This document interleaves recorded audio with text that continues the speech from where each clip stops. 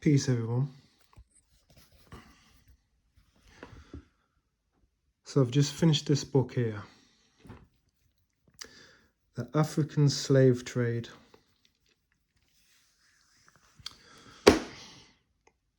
Because I've been reading a load of other books. They take time when you're reading books. You know what I mean? Average book's about 250 pages. So what's that? About 6 or 7 hours worth of reading. So you'll be reading books on one topic and then you'll catch your eye for another book and then you'll plunge into that. And before you know it, days go by, weeks go by. So I've got all of these like books on African history and the slave trade and whatever.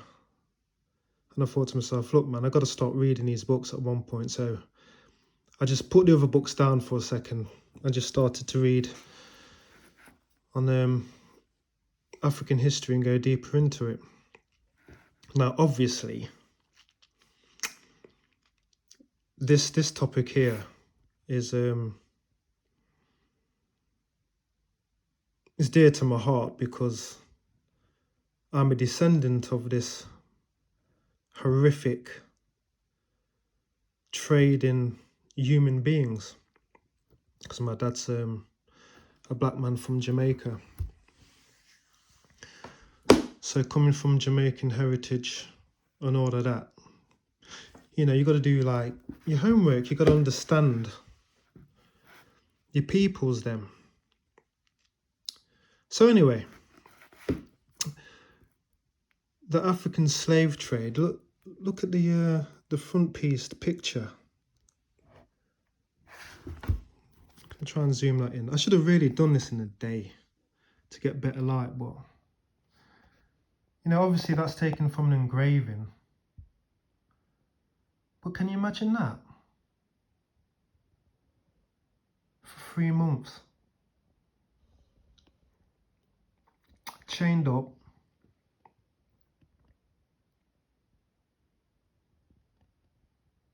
Taken out a couple of times of the day on board deck for exercise. Not for your satisfaction, just to basically to try and stop you from dying so they wouldn't lose money on you. Look at this.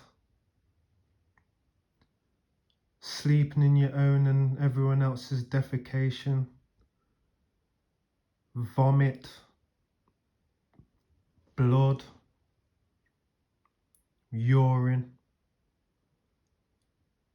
for months on end. It's like a can of sardines, isn't it? There's probably more room in a sardine can, to be quite honest. So they probably had depending on the ship, probably about 2-3 decks like this.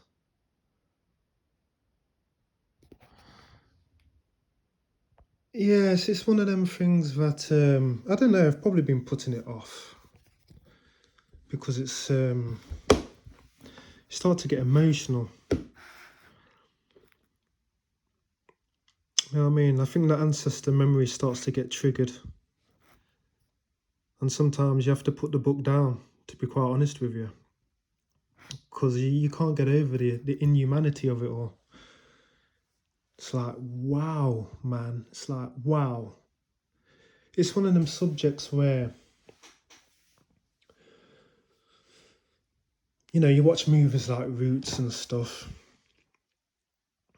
and you read other books and all of that, and you think you know quite a great deal about what happened.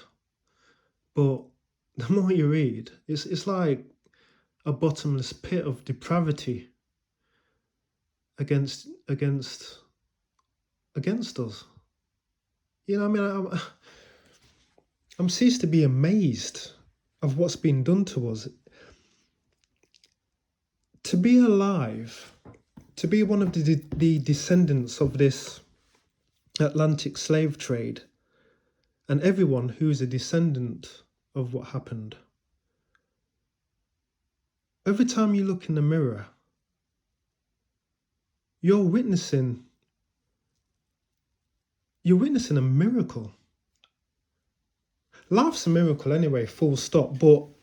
But to come through that mad circumstance alive at the other end, you've got to sit down and contemplate to yourself. You're very, very fortunate to be a continuation of the family line. Because how many lost their lives through all of this for a start off? How many lost their lives towards getting on board this monstrosity in the first place through defending themselves, or just straight up got murdered on the way? The ones who took their own life, probably slit their own throats and the throats of their own children.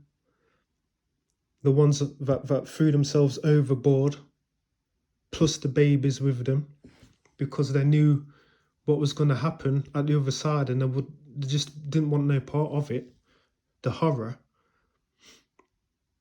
The ones that died when we reached the other side, and what was carrying on these ships as well. Towards there, I mean, I don't know how many of you have watched them crazy movies called Hostel. It's basically like that. People just toying with you horrifically. Like the madman who start off in childhood like mutilating like pets and go on to be mass murderers. You were kidnapped by these type of people who just didn't give a damn about human life and suffering. I mean, endured that for centuries. Centuries. Think about it for a second. Just think about it. Just think of you alone in your own lifetime got kidnapped.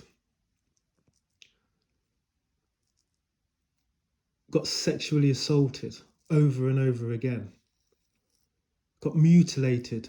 Probably when your eyes got plucked out, or when your limbs chopped off or whatever. But you managed to escape. Got rescued.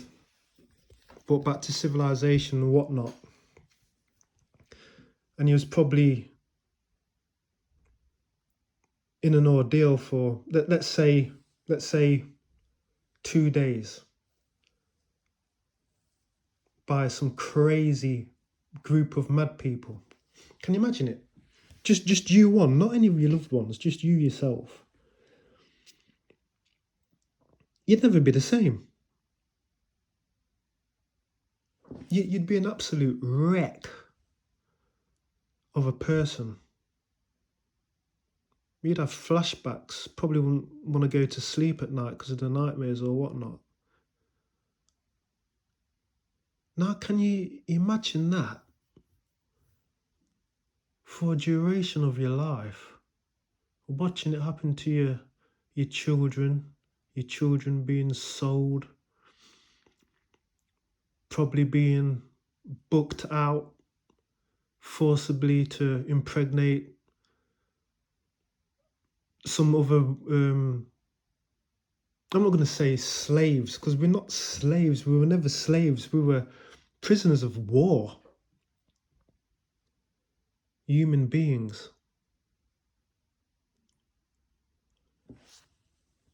Forced to have sex forcibly. Just to have children, just to be sold like cattle. It's mind-boggling. And you're supposed to come out of that, the other end, a normal, rational human being, being able to function like everybody else. No.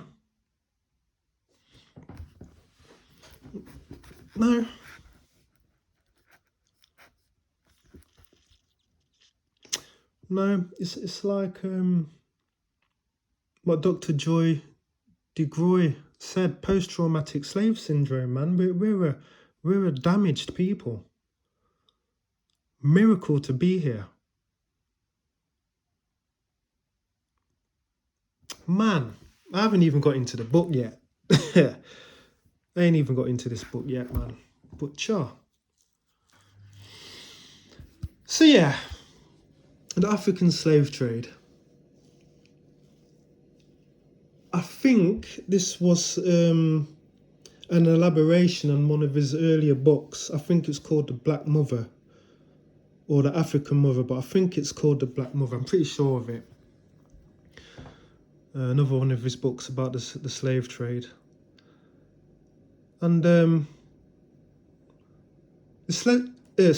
this sheds a little bit more light on the Portuguese and their involvement, because they were like the first Western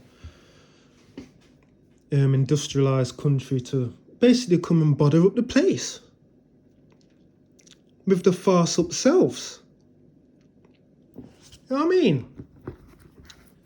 You're just chilling, walking down the beach, hanging out with your brethrens them, and then all of a sudden, a man pulls up on a galleon, wanting beef. You know what I mean?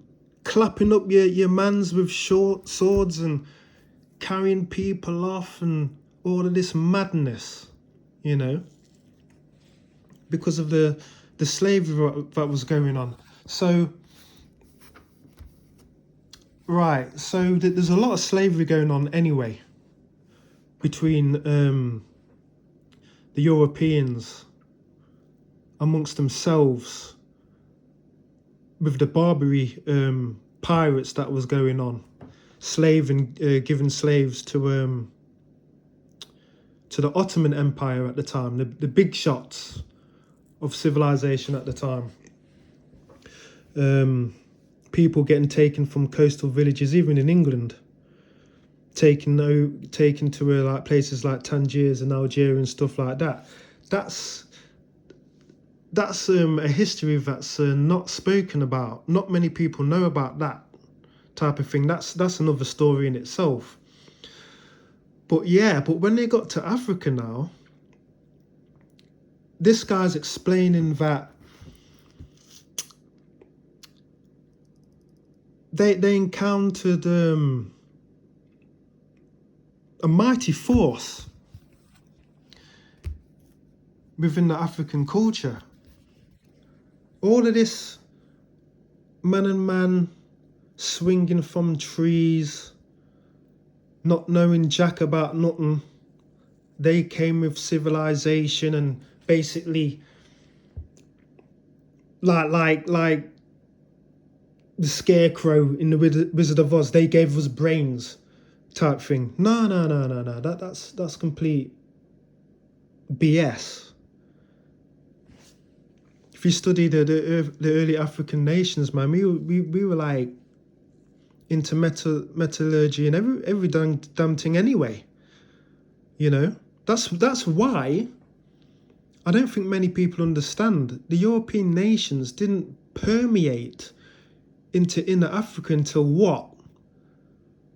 1880s, probably even 1890s. Very, very late. Very, very late. So that's always made me scratch my head. How did slavery last so long then? Because I thought they was all in there from the start, but they weren't. They weren't. And books like this reveal all of that. They weren't. I thought that they were basically just coming on to the shores, putting up their little barricades on the shores and stuff, mooring up the ships, and just going on little skirmishes and taking us that way. But when you think about it, that couldn't have really been sustainable. And this goes into it, how they actually managed to pull it off. So long story short, it was like, it started off with the skirmishes. I mean, coming on to the shore, going a little bit to the inland to the coastal cities. I mean, villages, taking the populace there and whatever who they could find, kidnapping people and jetting off again. But as time went on, you'll find that they were coming with their superior weaponry technology, meaning the guns. The guns. They were coming with the guns and the liquor.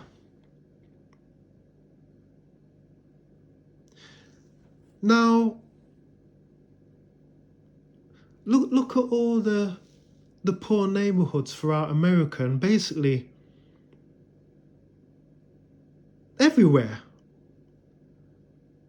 where there's run down black neighborhoods and stuff. Obviously, I'm in England, so there's no gun shops, but in America there's gun shops and liquor stores. It's the same old play being played out from day one. They came with the guns and the liquor. So some of them tried to style it out by sending in their missionaries first. That's why I like to watch Shogun, because the Shoguns them ran them, kicked them out for 200 years. That's what Africa should have done. Just ran them and kicked them ass out. But anyway, sending in the missionaries to soften the people up first with friends and all this type of palaver, and then coming in with their military after. The same old ploy, the same old game that was going on. And what happened? We took the bait.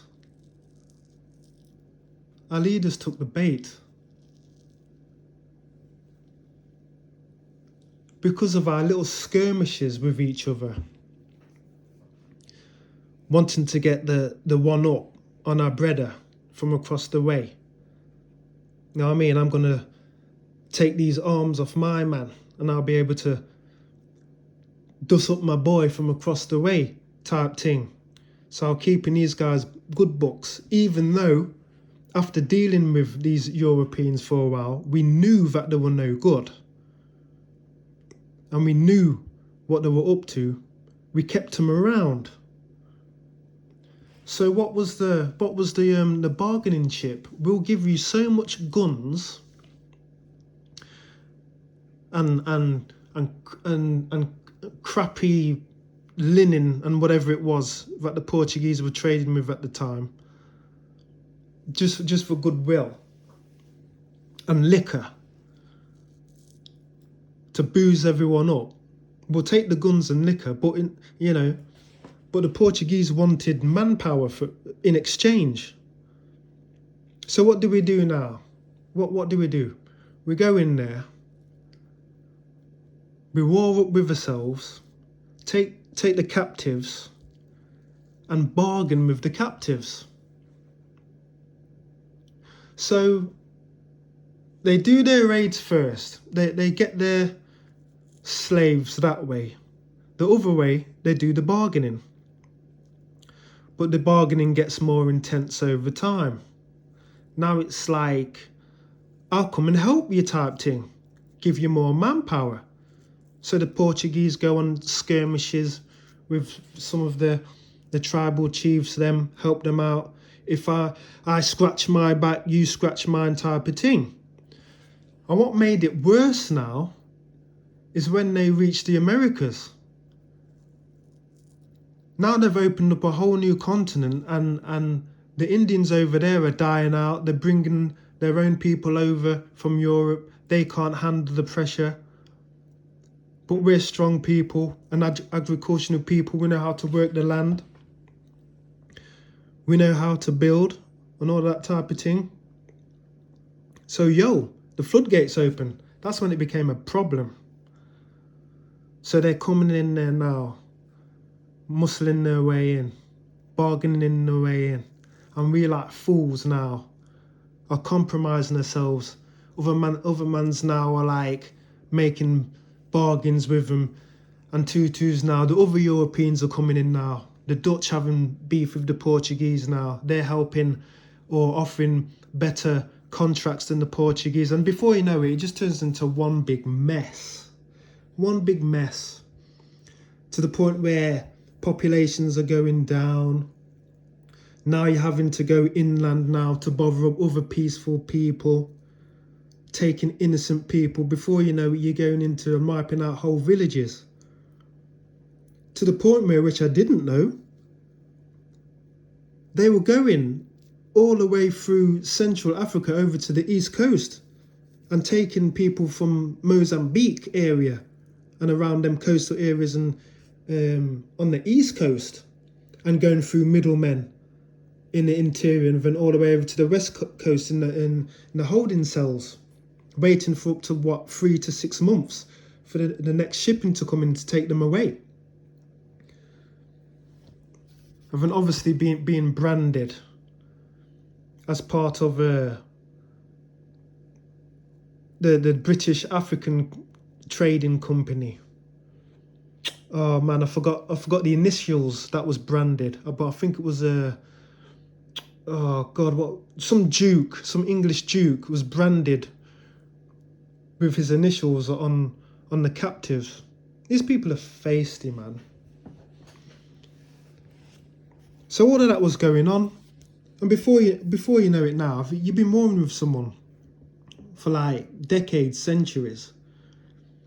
It just gets passed over to the next generation, and it's tit for tat, never ends. So this was like turned into big business, as most people know now. The Atlantic slave trade, and we've been taken over there in the thousands, and it's all documented in here, the numbers from reliable Portuguese sources and Spanish sources and whatever they could like find intact. And this is what I like about Basil Davidson. There's no emotion involved. It just gives you as it is, and then it's like the info's there. Take it as you will. You know, I'll show you him. Where is he? This guy here. I've talked about him before. I think he had a series on the BBC. I think it was BBC television. I think in the early 80s and stuff. And he's written a good few books. Basil Davidson.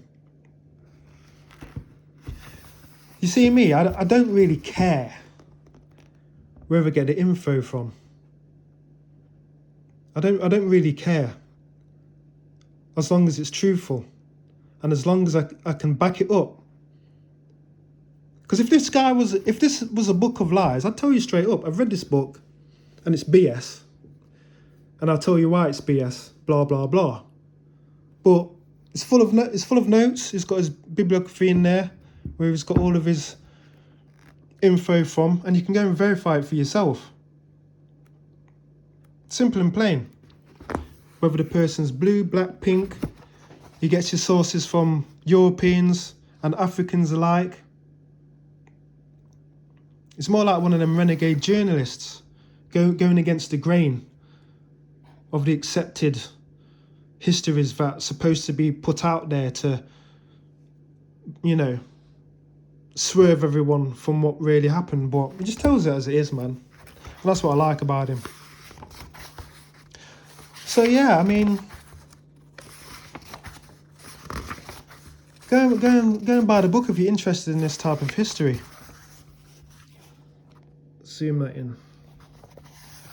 So here's the title, the contents.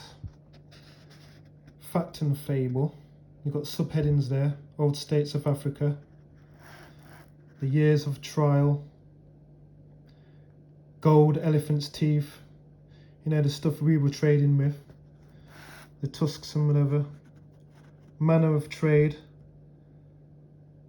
Tells you about the system that was installed. Because trust me, there was a system. There had to be.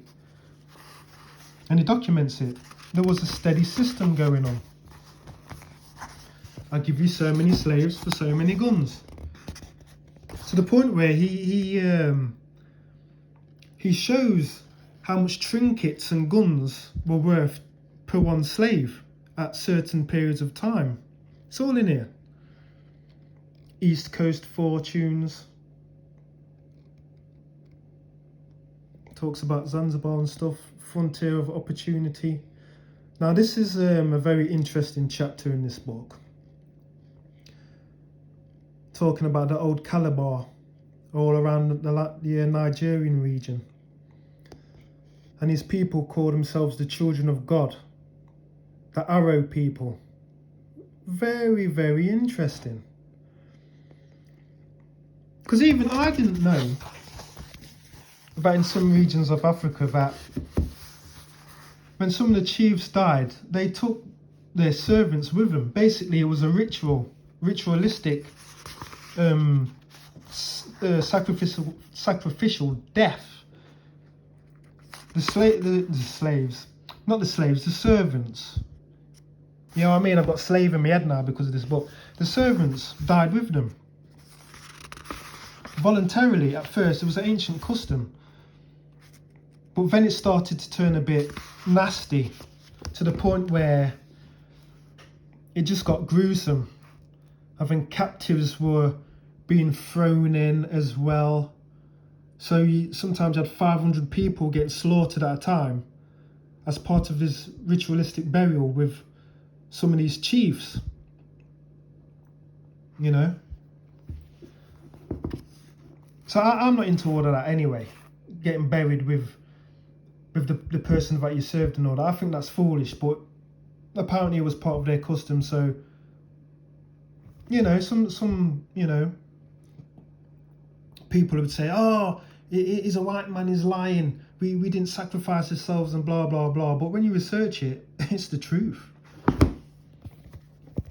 That's why there was a society of men around about the same time. I think it was the mid 1800s. Was it 1831? I think, called the Blood Men, who were opposed to all these sacrificial burials, and they set up an uprising to stop it. Now, because at the time it was just after like the abolition of the English slaving, taking slaves over from Africa and all of that. In the olden times, they would have just rounded up these blood men and just sold them off to the English and put them into slavery, because that's what they used to do. Any political opponents basically got rounded up, either outright just killed anyway, or got sent into so-called exile, meaning that they were bargained off to the slave traders. You know what I mean? This is why this book's very eye-opening, man. Opens your eyes up to a lot of things, and I'm disappointed in our people. I really am. Satisfied for things instead of our own brothers and sisters. Now, don't get me wrong. This is over a long period of time. There were some rulers that were opposed to all of this. You know? But what I'm trying to say is it wasn't all opposition. There was a collaboration going on. It wasn't just them coming in to Africa and we're warring with them because we're all opposed and this, that and the other. No, we were doing business with our own people as capital with these slave traders. There was a king in here, I forgot his name now, who married a Portuguese noblewoman. And then obviously they had a son. And then he was now a chief of one of the kingdoms. I forgot his name. I think his Christianized name was Afonso something or another. I think it's like, is it the 1600s or something like that? You can research it for yourself. I didn't know that was going on either. So obviously you got compromise there.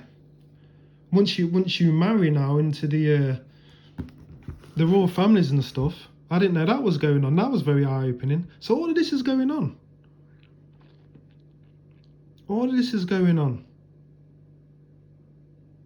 It got very messy, to say the least.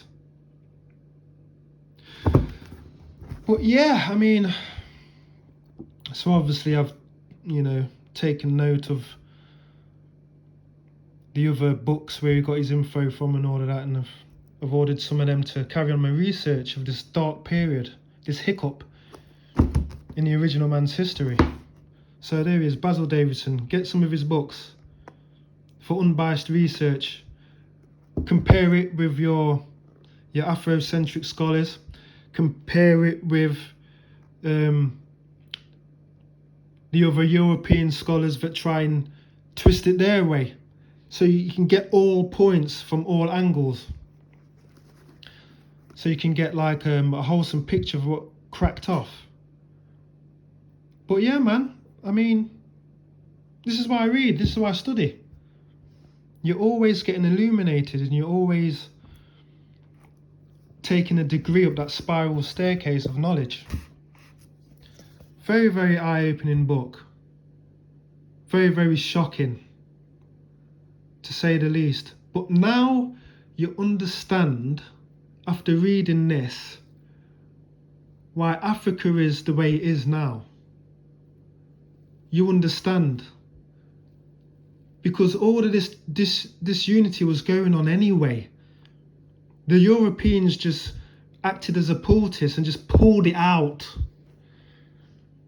to make it have full expression. So they did their job in the overall scheme of things, to pull out the badness that was in us anyway.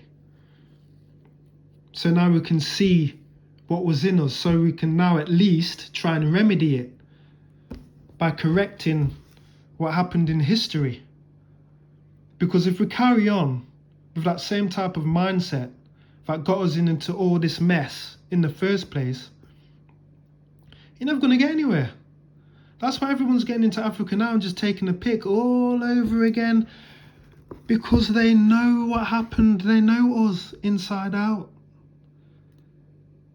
That's why everyone's all into Jamaica, taking all the bauxite, and all into Haiti, taking all of the minerals out there. Man, sure. Anyway, the African slave trade.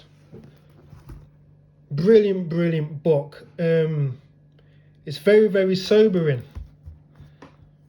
if you're a black person, because it'll show up things that you didn't want to know that was true, So yeah, buy it, read it, and buckle up. The African slave trade. Peace.